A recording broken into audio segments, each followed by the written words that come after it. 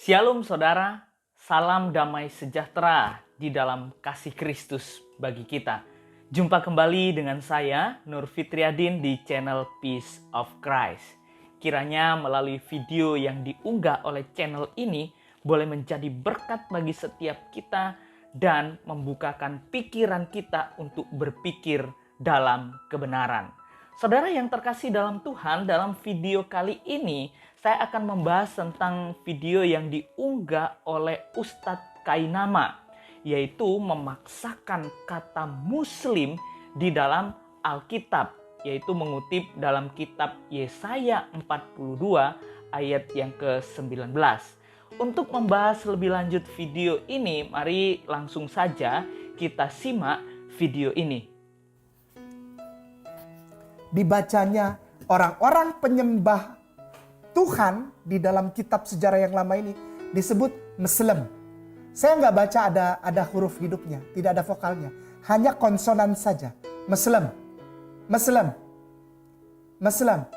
Kalau bahasa Hebrunya Mesulam, Muslimun. Ya, orang-orang yang melakukan tatanan yang tadi yang sejak episode awal itu menyembah Tuhan yang namanya Allah itu disebut Mesulam. Saudara yang terkasih dalam Tuhan kita Yesus Kristus, sangat jelas tadi Ustadz Kainama mengatakan Meselem dan menjadi muslimun.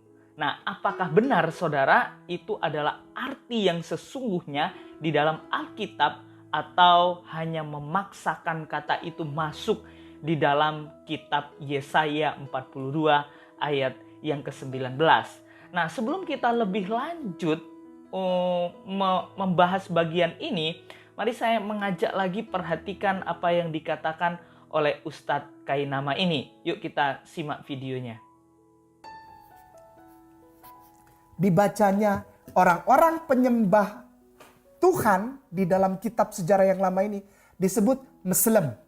Saya nggak baca ada huruf hidupnya, tidak ada vokalnya, hanya konsonan saja. Muslim. Saudara, sangat jelas dikatakan bahwa Ustadz Kainama tidak membaca dalam huruf hidupnya atau huruf vokalnya. Nah, mengapa saudara tidak dibaca? Ada dua kemungkinan yang ingin saya katakan, bahwa kemungkinan yang pertama memang Ustadz Kainama tidak mengerti bahasa Ibrani dan tidak tahu cara membaca dengan baik dan benar. Dan kemungkinan yang kedua, kalaupun Ustadz Kainama mengerti dan tahu membacanya, mungkin tidak akan masuk ke dalam muslimun tadi. Tidak bisa karena pelafalannya begitu jauh dengan kata meselem atau muslimun tadi. Nah, ayo guys, sekarang kita lanjut, kita akan membahas dan kita akan belajar bahasa Ibrani dengan baik dan benar. Kata yang dikutip oleh Ustadz Kainama itu sesungguhnya cara bacanya adalah Kim Sulam. Nah, yuk kita perhatikan di layar saudara. Nah, kata itu cara bacanya dari Yesaya 42 ayat 19 itu adalah Kim Sulam. Kata dasarnya adalah salam. Nah, itu kata dasarnya yang berarti sempurna atau utuh, itu artinya. Nah, kasus di sini saudara itu merupakan kata kerja pu'al. Apa itu pu'al? Kata kerja pu'al adalah menyatakan pasif dari PL.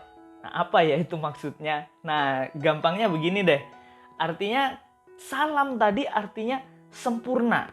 Nah, kalau mendapat kasusnya pu'al itu artinya pasif dari PL, artinya disempurnakan. Nah, jelas ya saudara.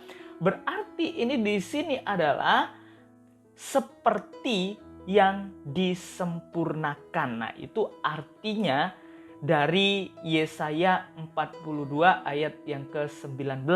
Siapa orang yang disempurnakan, saudara? Nah, itu jelas menunjuk kepada orang Israel. Perhatikan perikop di dalam Alkitab kita, Yesaya 42 ayat yang ke-19, Yesaya 42 ayat yang ke-19, di situ ada perikop Alkitab di bagian atas ya saudara, yaitu kebutaan bangsa Israel. Nah, jadi di sini jelas ayat 19 ini menunjukkan kepada orang yang disempurnakan, yang adalah bangsa Israel.